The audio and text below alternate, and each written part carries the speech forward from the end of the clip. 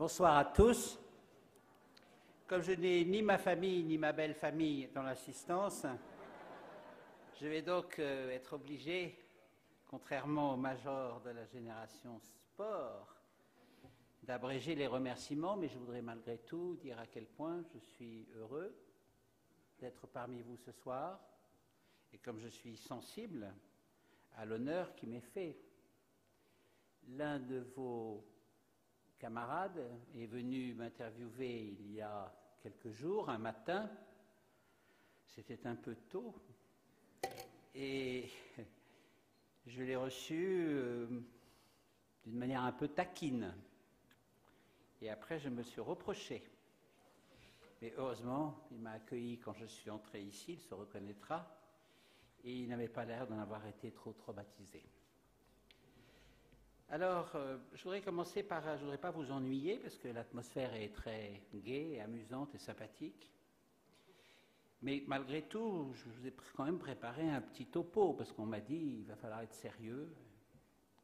Je voudrais commencer par une petite anecdote, pour qu'on essaye de réfléchir ensemble pendant quelques instants à l'idée de ce qu'est la culture et en quoi il est indispensable d'aimer la culture et de la pratiquer. Diderot, qui était certainement l'un des hommes les plus intelligents de son temps, avait été invité par Catherine II à lui rendre visite. Au cours du XVIIIe siècle, en ces temps de despotisme éclairé, un certain nombre de souverains appréciaient beaucoup l'Europe des Lumières, même s'il ne l'appliquait pas totalement dans l'exercice du pouvoir. Et c'est ainsi que Voltaire avait été invité par Frédéric II. Diderot traverse donc en plein hiver toute l'Europe. Il faut imaginer ce que c'était comme voyage d'aller de Paris à Saint-Pétersbourg à cette époque, dans le froid, dans des diligences. Puis il arrive à Saint-Pétersbourg, quand même flatté d'avoir été invité par la grande Catherine, dont toute l'Europe déjà vantait les extraordinaires mérites. Il ne faut pas oublier que Catherine était allemande et qu'elle était devenue impératrice de Russie après avoir sans doute un peu lubrifié sa succession par la mort de son mari. Et donc il arrive à Saint-Pétersbourg et puis il dit, bon, je voudrais voir l'impératrice qui m'a invité. Et là, comme il arrive assez souvent, quand un intellectuel rend visite à des puissants de ce monde, on le fait attendre. 1 jour, 2 jours, 3 jours, 4 jours. Saint-Pétersbourg est encore un énorme chantier, les conditions d'hospitalité n'y sont pas absolument merveilleuses. Et Diderot tourne en rond dans sa chambre, en fulminant de plus en plus avec tous les jours qui passent. Finalement, lassé d'attendre, il décide de son propre chef d'aller voir Catherine II, car on lui a dit qu'elle était dans son palais de l'Ermitage, en train de faire des travaux. Il arrive, comme c'est un très grand désordre à ce moment-là, il passe devant tous les gardes et traverse des grandes salles mal chauffées, immenses, où on est en train de repeindre ou d'achever des travaux.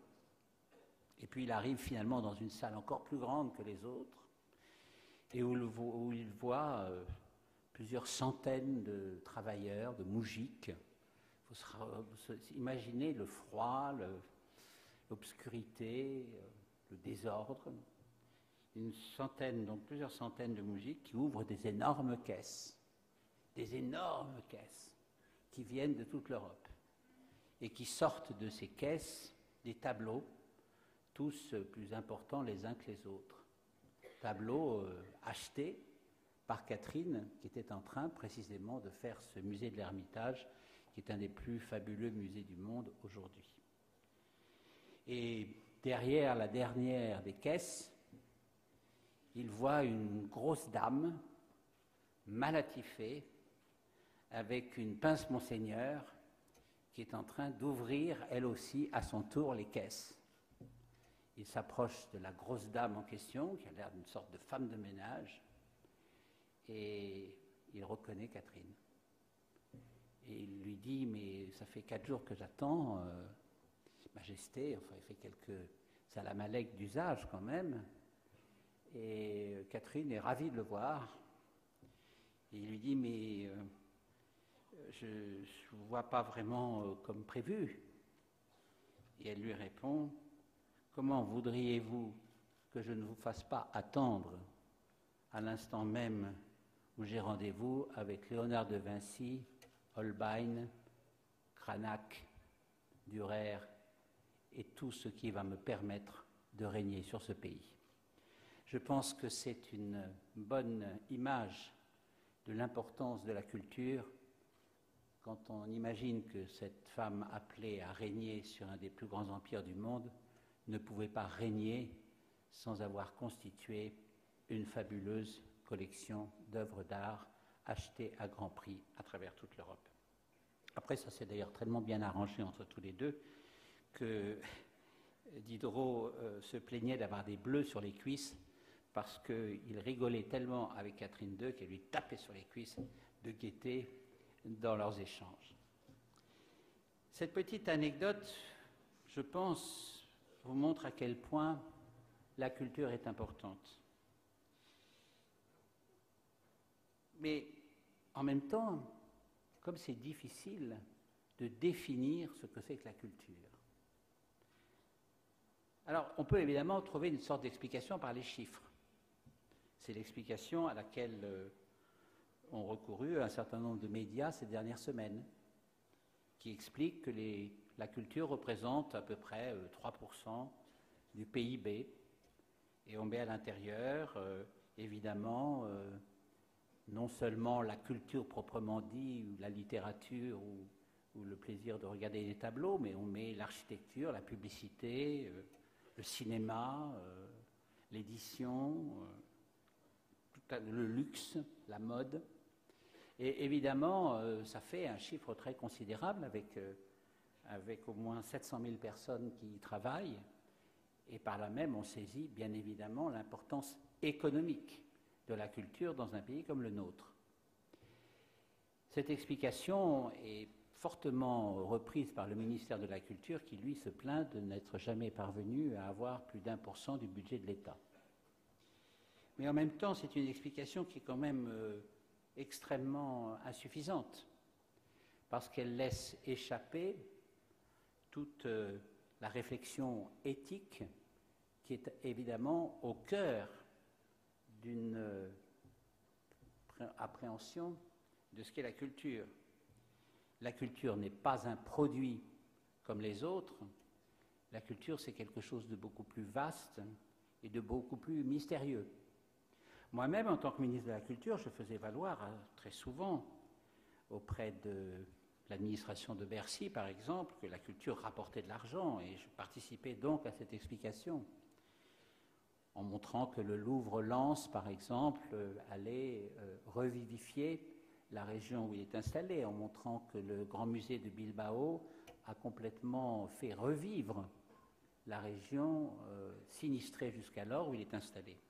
Et en même temps, chaque fois, j'avais le sentiment que je me livrais juste à une explication matérielle, mais qui laissait échapper l'essentiel. Alors, si on ne peut pas définir la culture comme un produit, il faut chercher ailleurs.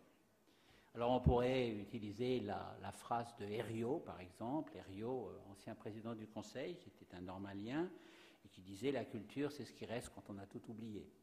Pas mal. On pourrait utiliser la phrase de Jacques Duhamel, qui a été un grand ministre de la Culture, un homme qui a transformé en institution les illuminations d'André Malraux, et dire que la culture, c'est ce qui apporte un supplément de vie après une journée de travail. Et puis on pourrait prendre tout simplement la définition de Malraux, dont vous savez qu'il a été ministre de la Culture pendant 10 ans, et qui a dit « La culture, c'est la victoire sur la mort ». C'est assez intriguant, ces deux définitions, car à chaque fois, tant chez Duhamel que chez Malraux, il y a l'idée que la culture est une affaire de vie. Alors pour vous tous qui êtes ici rassemblés dans cette atmosphère joyeuse, heureuse, cette atmosphère où vos mérites sont reconnus, vous avez une responsabilité. Vous allez, à travers votre vie, vous allez créer de la richesse. Pour vous, je l'espère, mais aussi pour la société tout entière. À travers votre travail, à travers vos connaissances, à travers tout ce que vous allez entreprendre, à travers la manière dont vous allez appliquer le très beau slogan de votre école. Vous allez créer de la richesse, et ce supplément de richesse, il faut que ce soit un supplément de culture, autrement ce supplément de richesse sera vain, et vous vous en rendrez compte. Mais alors de quelle culture s'agit-il? Il faut faire très attention. Parce qu'il n'y a pas de culture sans éthique. Il n'y a pas de culture sans morale. J'ai apporté quelques livres là, mais je ne vais pas vous ennuyer avec des citations. Je pense simplement aux propos totalement angoissés d'un homme qui représentait la culture dans ce qu'elle a de plus beau, Stefan Zweig, qui à la veille de la guerre, avec une angoisse extraordinairement émouvante à consulter aujourd'hui, constater que le continent de la culture qui était l'Europe était en train de disparaître aux mains de gens qui, contrairement à ce qu'on pourrait croire un peu facilement, étaient aussi des gens très cultivés. Il ne faut pas oublier que les nazis, dirigeants nazis, étaient cultivés. Goebbels était un romancier. Hitler adorait Wagner et ne ratait pas une occasion d'aller à Bayreuth s'entretenir avec la belle-fille de Wagner. Il ne faut pas oublier qu'il y a eu un art nazi, sculpture d'Arnaud Breker, qui suscitait des extases quasi mystiques chez Jean Cocteau, ou culture cinématographique de Leni Riefenstahl, qui a suscité ensuite des extases non moins considérables de la part d'un certain nombre de féministes américaines qui ont vu en elle une femme cinéaste de grand talent, ce qu'elle était d'ailleurs. Il ne faut pas oublier les futuristes italiens qui ont véritablement créé des merveilles et qui en même temps ont été pour la plupart compromis avec Mussolini. On pourrait même aller un peu plus loin et penser que les films de Eisenstein, notamment Ivan le Terrible ou Alexandre Nevsky, magnifiaient à travers des œuvres admirables la personnalité contestable pour le moins de Staline. Donc la culture n'est pas un remède contre la barbarie. Être cultivé ne veut pas dire que l'on va ne pas succomber à la barbarie, puisque précisément la barbarie a été pratiquée par des gens qui étaient, pour certains d'entre eux, extrêmement cultivés et qui avaient même une culture de leur barbarie. Donc il n'y a pas de culture sans éthique. Et c'est à tel point que, par exemple, certains collaborateurs autrichiens expliquaient, après la guerre, bien évidemment, que Hitler était allemand et que Beethoven était autrichien. Ce qui était évidemment faux, puisque Hitler était autrichien et Beethoven allemand. La culture est donc consubstantielle à l'idée de la morale, à l'idée d'une morale qui doit être très forte, car autrement, elle peut être pervertie. La culture, ce ne sont pas non plus les loisirs. Hannah Arendt a écrit des pages tout à fait remarquables là-dessus. Et Malraux, qui aimait bien les provocations, ou Michel Guy, qui fut un grand ministre de la culture, disait qu'il ne faut pas avoir peur que la culture soit ennuyeuse. Alors, moi, je ne participe pas à ce jugement, mais il y avait là, d'une certaine manière, l'affirmation de quelque chose qui est très important pour aujourd'hui, c'est que la culture, ce n'est pas forcément l'audimat, que la culture, ce n'est pas forcément la profusion de ce que l'on appelle la culture, et que la culture, ce n'est pas forcément uniquement le divertissement. La culture et la beauté, ce n'est pas exactement pareil. La beauté est l'objet d'appréciation évolutive. Regardez par exemple la peinture abstraite, essentielle, qui a rénové, révolutionné complètement notre perception des arts plastiques. La peinture abstraite a été perçue pendant tout le siècle comme étant la forme la plus novatrice de la création et de la culture.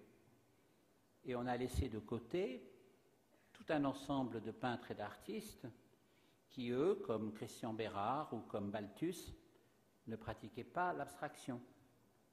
Et puis ensuite, on s'est rendu compte que c'était important aussi. Alors on les a remis en selle. Mais si on s'était simplement fondé sur des jugements de mode, eh bien on se serait trompé. On aurait abandonné une certaine perception de la beauté au détriment d'une autre, et on aurait commis une erreur. Ne vous inquiétez pas, je n'ai fait qu'une page. Hein. Je regarde ma montre aussi. Alors il y a encore une autre chose qui est importante. Est-ce que la culture, c'est quelque chose qui appartient à l'élite, ou c'est quelque chose qui doit être pour tout le monde? Bien évidemment, on n'a qu'une seule envie, c'est que la culture soit démocratisée, que la culture appartienne à tous. Mais là, il y a plusieurs manières d'aborder la question. Prenez les grands monuments français dont nous sommes si fiers. Là, il y a une première victime qui s'en va. Voilà. Et qui va revenir. Ah, il revient. Vous voyez, finalement, il ne faut pas désespérer.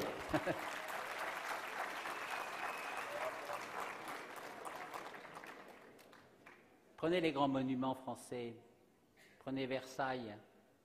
Est-ce que Versailles n'a pas été conçu de la manière la plus élitaire possible? Et est-ce que Versailles n'est pas perçu par tout le monde maintenant comme appartenant à la mémoire collective? Est-ce que Mozart ne composait pas principalement pour des princes allemands, pour l'empereur, pour un public d'élite, dans un empire où 90% des gens étaient illettrés et n'avaient jamais entendu parler de lui? Donc il faut être très prudent avec cette histoire de l'élite, la culture pour l'élite, qui serait une agression contre la démocratie. Et Michel Guy, j'y reviens encore, Michel Guy, qui fut un grand ministre de la culture, pendant seulement 2 ans malheureusement, disait « Moi je fais une culture de l'élite en essayant de la donner à tout le monde ». C'était une manière, comme une autre, de réfléchir à cette question.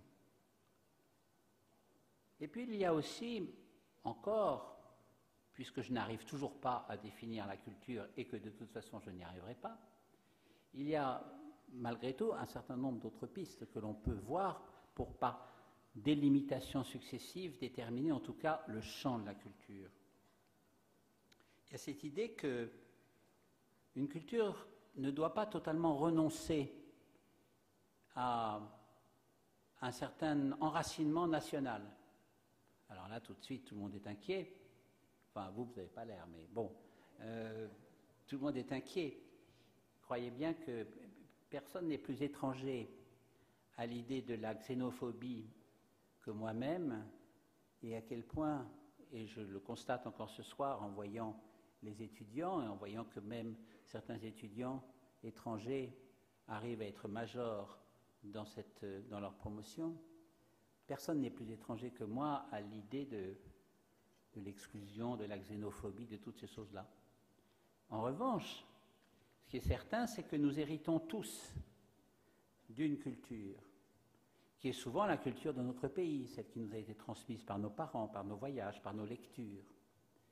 Et il est certain que nous devons nous enraciner dans cette culture pour mieux comprendre les autres et pour mieux s'y intéresser. Il y a des phrases superbes de Claude Lévi-Strauss sur ce sujet. Et Dieu sait si Claude Lévi-Strauss fut un esprit universel. On devient universel en connaissant ce que l'on est, comme on aime les autres d'ailleurs, en s'aimant soi-même. Alors une dernière chose, pour essayer de déterminer la culture, non pas en termes de démocratisation, mais en termes de culture populaire. La culture populaire, la culture de ceux qui ne vont pas dans les musées, de ceux qui ne vont pas au théâtre, de ceux qui ne voient pas de films, parce que, pour toutes sortes de raisons, et souvent parce que ça les intimide, et souvent parce qu'on ne leur présente pas comme on devrait le faire. Cette culture existe, elle est quelquefois très forte, et moi, en tant que ministre de la Culture, j'attachais autant d'importance à Pierre Boulez qu'aux chanteuses des rues, autant d'importance à ce que créaient de grands artistes qu'à ce que faisaient un certain nombre de gens dans leur coin, exprimant ce qu'ils savaient, mais ayant chaque fois, à leur manière, le désir d'atteindre la beauté. Et c'est peut-être là que l'on touche l'essentiel. La culture est à la fois un partage collectif, quelque chose que l'on ressent tous ensemble, et en même temps une aventure individuelle, une aventure intime. Nous écoutons tous d'une manière différente une cantate de Bach. Nous voyons tous un film d'une manière différente. Nous lisons tous un livre ou regardons un tableau d'une manière différente. Mais ce qu'il faut que nous fassions, c'est que nous continuons malgré tout à voir des films, à écouter de la musique, à lire et à regarder des tableaux. Une autre chose aussi qui est très importante et qui en quelque sorte conclura cet exposé peut-être un peu aride. La culture, ce n'est pas la citation, mais la pratique. Beaucoup de gens vous expliquent « Ah, j'ai fait ça, j'ai montré ça, j'ai dit ça. Regardez, à la télévision, nous avons montré tel et tel programme. » Soit. Mais en vérité, le plus important, c'est la pratique. C'est-à-dire le plus important, c'est vous. Ce n'est pas ce qu'on vous montre, c'est la manière dont vous le recevez, c'est la manière dont vous vous construisez à partir de ce qu'on vous présente. Et quelquefois, c'est la manière dont vous fabriquez quelque chose. Tout le monde n'est pas appelé à devenir Léonard de Vinci ou Cranach, mais tout le monde est appelé à un moment ou à un autre à créer quelque chose. Une dernière chose que je voudrais vous dire, c'est que la culture, ce n'est pas seulement les intellectuels qui vous éclairent d'une manière ou d'une autre sur le fonctionnement du monde. La culture, c'est aussi les artistes. Il ne faut pas confondre les intellectuels et les artistes. Vous pouvez lire l'histoire et vous apercevrez que les intellectuels qui vous apportent énormément, vous font réfléchir, vous aident, et Dieu sait si il faut les lire et les écouter et les suivre, se trompent aussi parfois. Si vous regardez par exemple les intellectuels français de l'entre-deux-guerres, vous vous apercevez que beaucoup d'entre eux se sont trompés sur le fonctionnement de la société et sur l'évolution de l'histoire, allant même jusqu'à se compromettre ensuite dans des temps de barbarie. En revanche, un certain nombre d'œuvres d'art vous éclairent d'une manière extraordinaire. Vous pouvez lire 100 livres sur la guerre d'Espagne, vous apprendrez un nombre de choses considérables qui vous aideront dans vos réflexions. Mais si vous ne lisez aucun de ces livres et que vous allez seulement voir Guernica de Picasso, vous comprendrez tout sur ce que fut la guerre d'Espagne. Parfois, le message que délivrent les artistes peut être plus efficace pour vos réflexions et pour votre enrichissement personnel que ce que vous retirez, à juste titre, de vos lectures ou de vos réflexions auprès des intellectuels.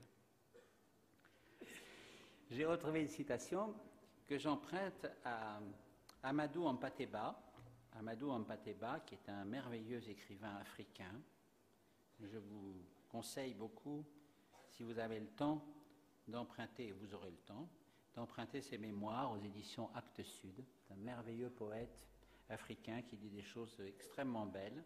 Alors quelquefois, il les dit sur 2 ou 3 pages, ne vous inquiétez pas, et quelquefois, il les dit beaucoup plus brièvement. Combien de fois des jeunes gens m'ont dit « Monsieur Hampâté-Bâ, vous êtes dépassé ». Je leur ai répondu « Mais c'est vous qui n'êtes pas arrivé ». Voilà, je vous remercie pour votre attention.